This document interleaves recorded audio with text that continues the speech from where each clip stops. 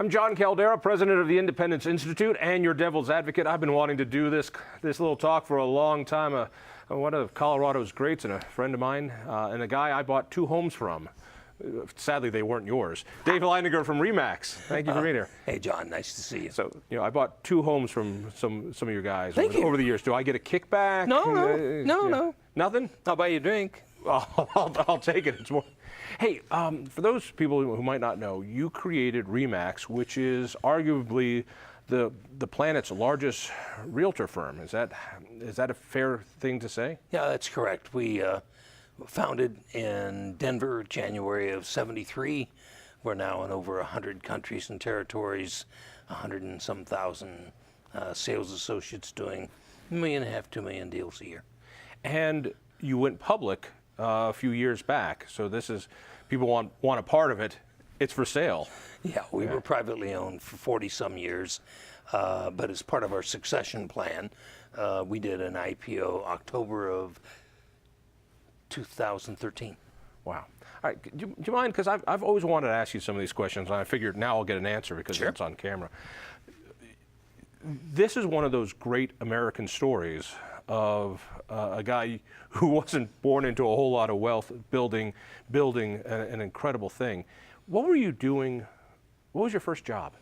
I'm a farm boy from Marion, Indiana, and so I grew up on a farm doing chores as a very young 5, 6, 7-year-old.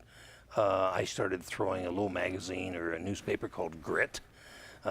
Moved into town and distributed Grit door to door and so on. So you sold? Oh, yeah. Knock on the door and say, Hi. Will you 5 buy-" cents a copy. And then my dad had an industrial construction company, so I was a part-timer there. And I tried to go to college. That didn't work for me. I had no goals. What does that didn't work for me mean? Well, let's say that I went 3 semesters, and all 3 semesters I was thrown out. And so you never went back? No. You have no college degree? No. Oh, no, I have 2 honorary degrees. Oh, I want an honorary degree. It's a lot easier that way. What did you try to study? I was trying to study business. Yeah. And I'd had this dream that I wasn't going to be a farm boy. I was going to be an incredibly successful business person with an adventuresome life all around the world, hunting, fishing, being a pilot, being a soldier, and all that stuff. All right, so you fail at school. What's the next step? What did you do? Because I'm sure your father must have been very, very proud of you after 3rd semester. I was adopted, and my father was valedictorian of his class at Purdue University. His son fails out of school. And my 3 brothers and sisters, all behind me, all went to college, got master's degrees, and all with honors, and I was the black sheep of the family. Yay, black sheep. All right, so what's the job you got after 3 semesters of... I went into the Air Force, ended up going to Vietnam several times. Were you drafted, or did you volunteer? I volunteered. Why? I wanted to be a soldier. Really? Yeah. And the thing was really amazing is my world changed the day I put a uniform on. How so? It was funny, the first day, they shave your head, they walk you through a line, they hand you uniforms, boots, shirts, nothing fits. It's just hand it to you, go to your barracks. And we go in the barracks and everybody's saying, this is a Mickey Mouse outfit, man. I don't wear a goddamn uniform. Right. I'm proud. I mean, it's like, holy cow. Give you a purpose. I am here. And it totally changed my life. I found something I loved. What did you do in the Air Force? Theoretically, I was supposed to be in personnel, but I managed to wrangle my way into some other jobs in Southeast Asia that were quite interesting. So I've known you long enough. That means there's a hell of a story there, but I'm not telling you, at least not on camera, and until you get me a few scotches. You've been in my home. Yeah. And you've seen the armament. Yeah. And so I found a purpose. I grew up immediately. It was like, wow, this is what I want to do. But at the same time, as I was transferred around the United States, I started buying and selling, flipping houses While you were still in the Air Force? while I was still in the Air Force. Really? And well, I couldn't make any money as an airman at $99 a month. And so I had 3 part-time jobs, and I bought. Well, could you remember any of those jobs? What were those Oh, jobs? yeah. I delivered newspapers to newspaper stands, Circle K's, 7-Elevens, 2 a.m. to 6 a.m. every day, 18 months in a row without missing one day. Wow. You never took a day off? No, and I got $200 a month for that, which was twice what the military was paying me. And I worked in To a filling deliver station. papers? Yeah. And so I buy a fix-up for $10,400 under the GI Bill. Where was it? Tucson, near Davis-Monthan Air Force Base. I sold it 6 months later for $16,000, and I made more money on that real estate transaction than I did in my full-time job and 3 part-time jobs. The die was cast. And you said, I think I can do something here. Yeah. All right. So speed forward. After you get out of the Air Force, do you go right into real estate? I was a part-timer in real estate in my last couple of years in the Air Force. My last assignment was Air Force ROTC, Arizona State University in Tempe, Arizona. Mm-hmm. And the minute I got out of the service, I said, screw this, I hate the desert. And back then, selling houses in the late 1960s in Phoenix in the summer in a Volkswagen without air conditioning was pretty tough work. And I had heard about God's country, and to be honest with you, we picked up roots and moved the family and me overnight, Halloween of '71. Never been to Denver, and it was a huge mistake. We came over Surrey Ridge, looked out at daybreak the morning after Halloween, and we're in a desert again. I thought it was going to be evergreen. I really thought it would be pine trees and beautiful and all this stuff. But I'm in a U-Haul, my wife's following with the kids in a car, and we're here. How did you convince Gail to do this? Now, I've met your wife. And No, different wife. That was the wife. Okay, now I'm getting that was there. first wife. And she was a very lovely woman, hometown girl from back in Indiana. And unfortunately, the marriage did not work out. But I got 4 fabulous kids out of it. And so I went to work for a company called Van Schok, biggest company in town at the time. Been around since 1911, very professional. It's a real estate firm. Yeah, and it's a wonderful company at the time. They're gone now. And you But- started buying and selling? I started flipping houses, and I started selling houses, and I thought, man, I'm going to start my own company. All right, so now this is the time, and your son once told me this, and I hope you don't mind me sharing this. He said, I had no idea growing up we were so damn poor because Pop was good at making things fun. We had no money, and so sometimes for dinner, we'd have fun and eat popcorn sandwiches. Which, by the way, I'd probably call, Child Protective Services today, but he has fond memories. You had a hard time making ends meet when this started. It was pretty tough. And when we started Remax, the industry hated us. We were a different concept. Everybody tried to blackball us, and we struggled. And it wasn't bad enough the industry was trying to put me out of business. I was so dumb and so naive and such a lousy manager. I almost put us out of business. But we hung on, we kept working at it, we paid back our bills, and we became a success within 5 years. You said you did something different. What was the special sauce that made Remax different than other brokerages? Brokerages back in those days split their commissions with the agents 50-50. The agent would go out and get the business, the brokerage paid all the overhead expenses, ran the office, and they split it half and half. So in other words, you got a place to office, and in exchange we'll cover your office expenses. Yep. But when you finally make a sale, because it can be feast or famine when you're a realtor, it's 50-50. And so what we said was, why not run it like a co-op, like a group of doctors, lawyers, architects, share the expenses of running the business and keep most of the fees for yourself. And it was very controversial. The competition said it was a rented desk. They said you don't do anything for your agents and so on. Not true. And it took us 5 years. and we became the #1 company in the state of Colorado in transactions, volume, income per agent, et cetera. All right, so if I'm a realtor, I go and I get my certification, I can either go to the old-fashioned place, or I can go here. The risk is, I'm rent a desk, so I'm going to be covering some of those costs as well. But when I make a sale, it's mine largely. Yeah, but the problem is, 80% of the people that get a real estate license never make it 1 year. Yeah. You're living on a commission-only basis. You're trying to learn a business, and you have no past customers, and it's a very tough deal.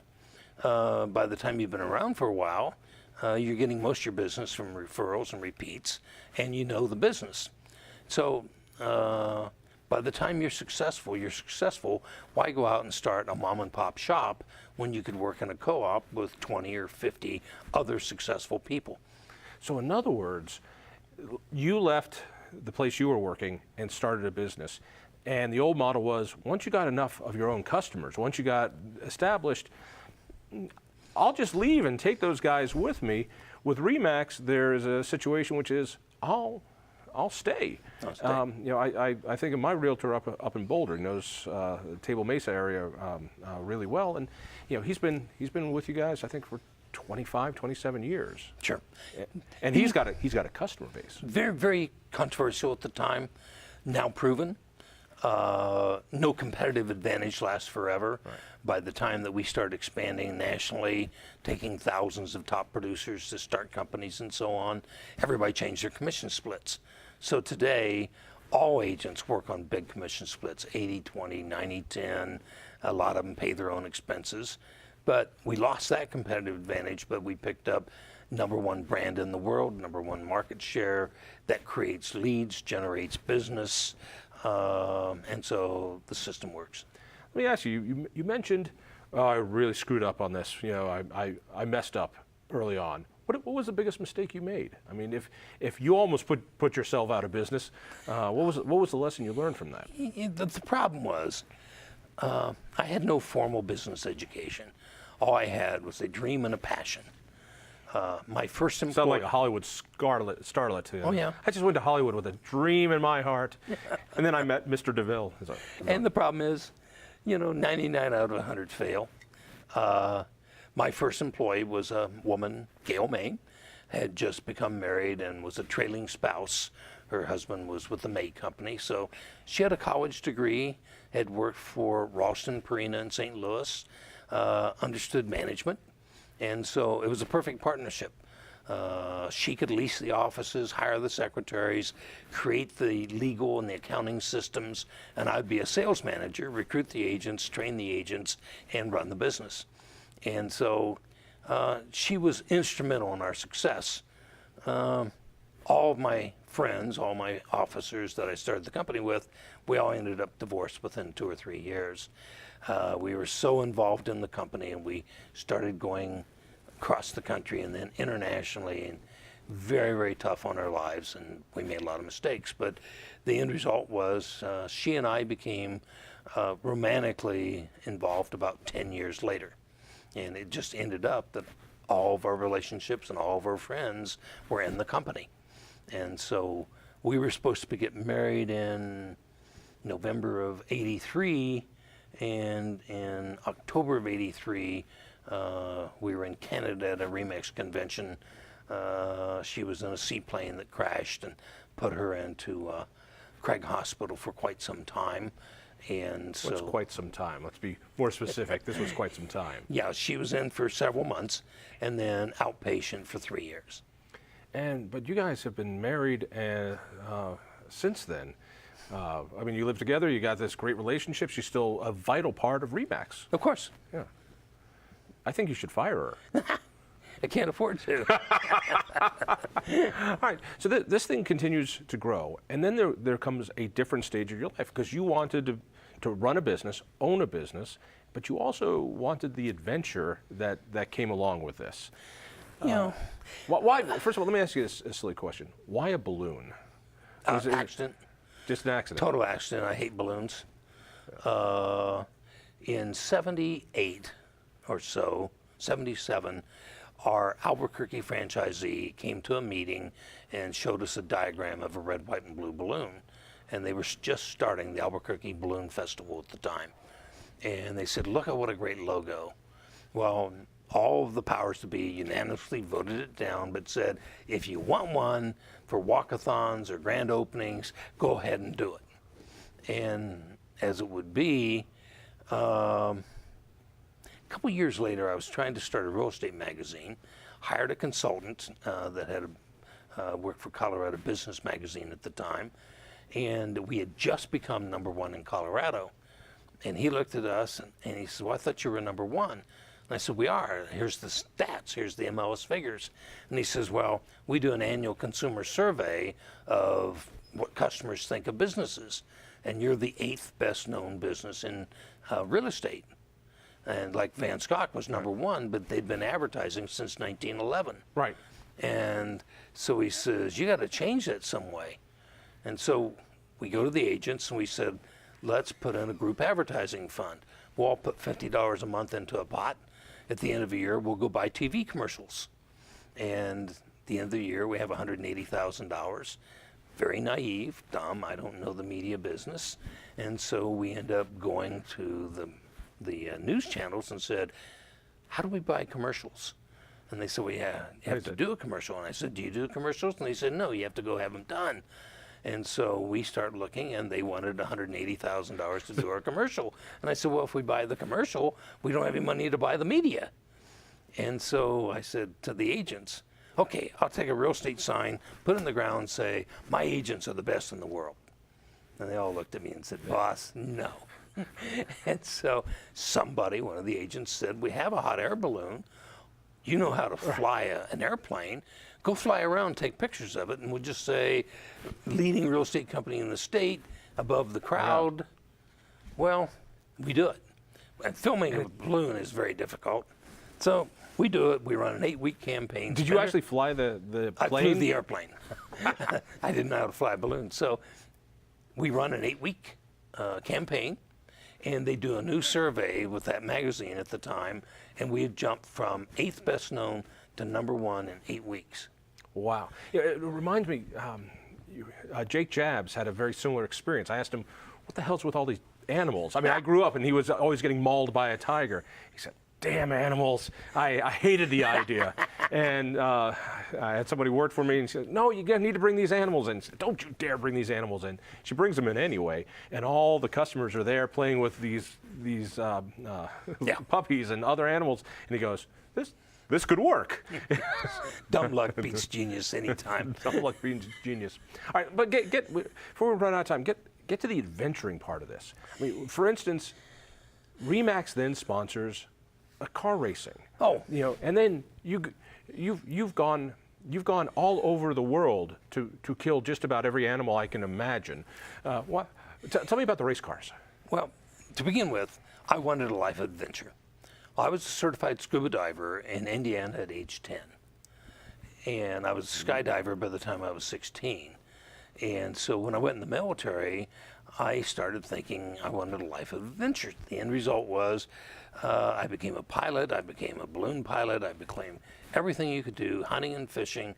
I loved camping, hunting, loved Africa, did 50-some safaris.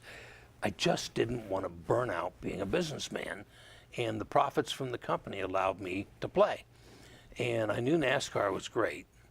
Bill Marriott called me up out of the blue one day and said, you're one of our 5 biggest customers. Would you like to go to a driving school? And I said, well, yeah, sure. So we went to Bondurant in Phoenix, and the second day I beat the professional drivers' times. And I walked away from the track and I said, you're almost 50. You're not too old to drive NASCAR. And so I bought a NASCAR track in Georgia. I became friends. Because we all do that. Oh, yeah. Became friends with the France family. And I thought, I'm going to go big time and I'm going to drive across the world. And so I put a team together with no experience, no driving experience. I hired the coaches and the trainers.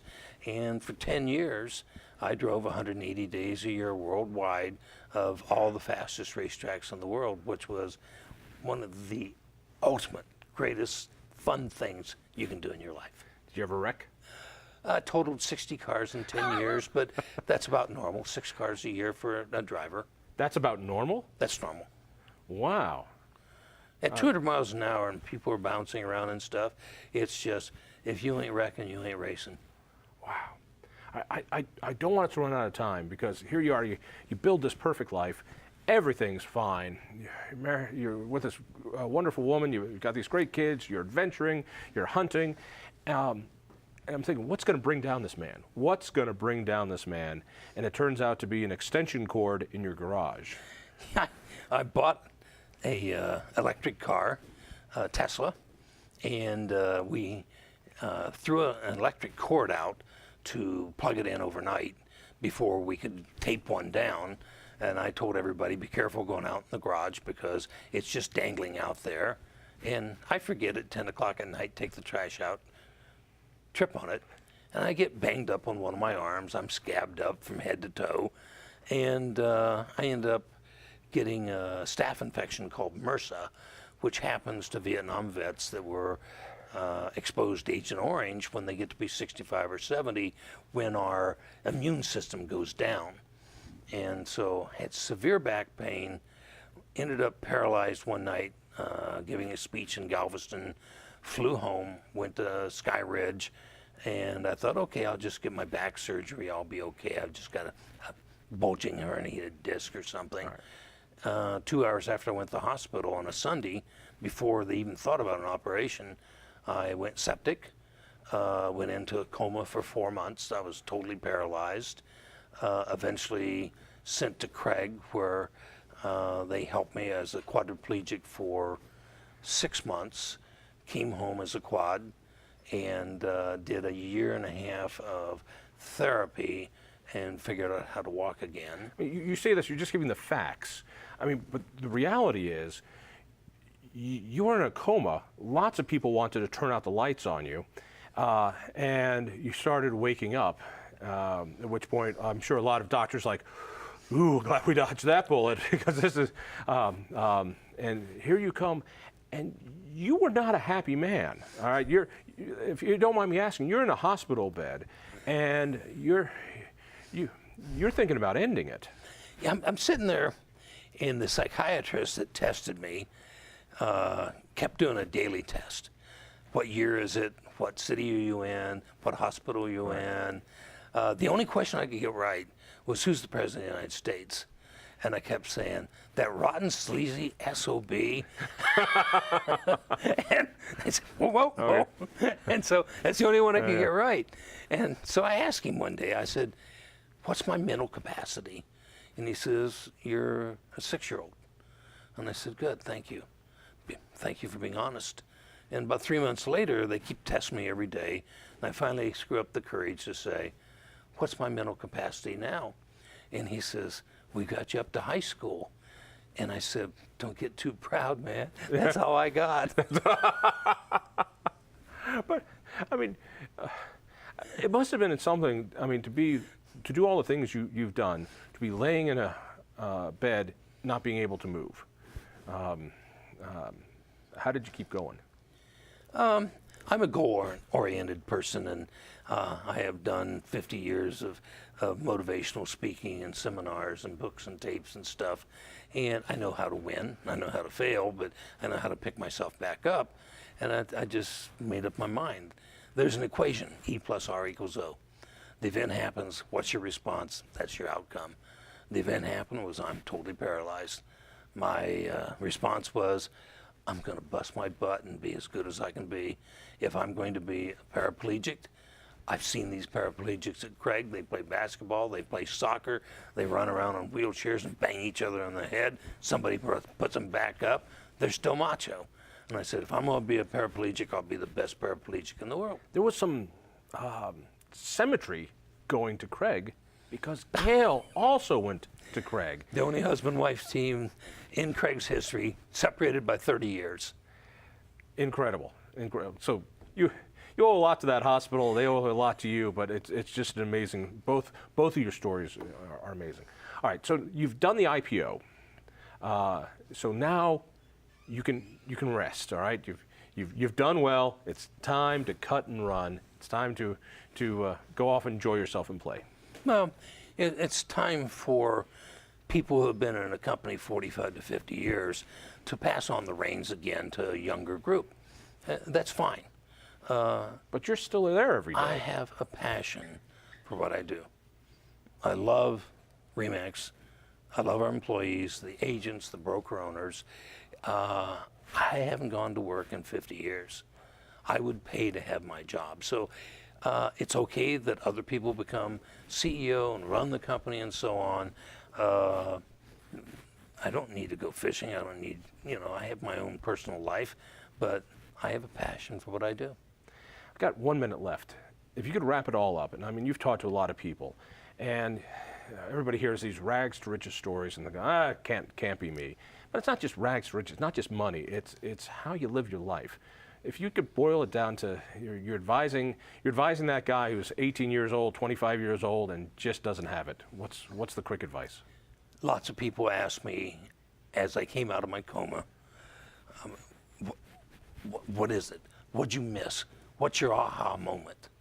And my aha moment was, I didn't miss anything. I lived the life I wanted, and when I'm distraught, my wife was by my side every month. My kids were there every day, 24 hours a day. My friends stood right beside me. My company ran. I had it all, and I still have it all. And for that guy who wants it all, don't give up. Quit. Just never quit. Never quit. If you fail a couple times, pick yourself up and try again. You only lose when you give up. Dave, thank you so much. Oh, I John. just always appreciate it, and thank you. Listen for me on KHOW Radio, read me in the Denver Post, tell a friend about the Independence Institute, and we'll see you next week.